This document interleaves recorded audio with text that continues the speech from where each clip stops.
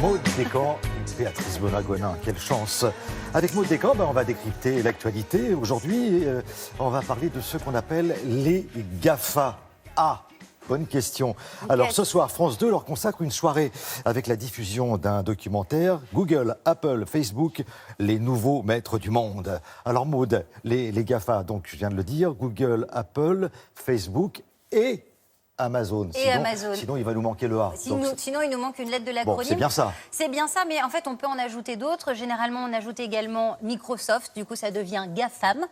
Et puis, certains élargissent même le cercle à bien d'autres entreprises, à bien d'autres géants du web, comme Airbnb, Alibaba, qui est chinois, LinkedIn, Netflix, Twitter, Yandex, qui est russe, et aussi Yahoo. Donc, vous voyez, il n'y a pas que des entreprises américaines ou européennes. Elles sont aussi, elles existent un peu partout dans le monde. Le point commun de ces entreprises, les points communs, il y en a deux, c'est leur taille et leur influence. Leur influence notamment parce que ces entreprises ont une énorme base d'utilisateurs. On va regarder quelques chiffres. Facebook, par exemple, c'est 2 milliards d'utilisateurs. Alors 2 milliards, ça vous dit peut-être rien, c'est plus d'un humain sur 4 aujourd'hui sur Terre qui possède un compte Facebook. C'est absolument énorme. Gmail et Twitter, 500 millions d'utilisateurs. Amazon, 121 millions d'utilisateurs. Donc vous voyez, ce sont vraiment des géants. Et puis, autre point commun de ces entreprises, eh bien, c'est leur capacité évidemment à innover sur Internet. Alors Maud, ces entreprises, il y a 20 ans, elles n'existaient pas, ou alors elles venaient juste de naître. Exactement, c'est le cas par exemple de Google qui a été créé en 1998, donc qui fête ses 20 ans. Facebook qui a été créé en 2004, donc quand même entreprise récente. Alors en 10, 15, 20 ans, eh bien, ces entreprises sont devenues extrêmement influentes. Pourquoi je dis influentes ? Parce qu'en fait, elles pratiquent énormément de lobbying. On s'est rendu compte, là, en 2017, on a battu un record. Les GAFA ont dépensé plus de 50 millions de dollars pour faire du lobbying, rien qu'auprès du gouvernement américain.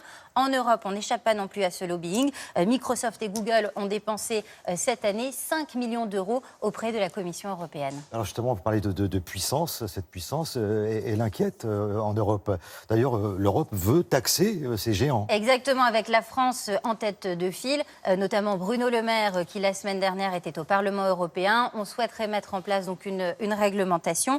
Vous savez, en fait, les GAFA ne paient que 9% de l'impôt sur les sociétés, alors que le reste des entreprises ont un taux de 23%. Donc l'idée de l'Union européenne, ce serait de se rémunérer sur les revenus que perçoivent ces entreprises en revendant nos données personnelles, parce que c'est comme ça qu'elles arrivent à se faire de l'argent. Et donc l'idée, eh bien, ce serait de taxer ces revenus issus de nos données personnelles, sauf qu'il faut que les 27 sans la Grande-Bretagne, se mettent d'accord pour mettre en place cette taxation.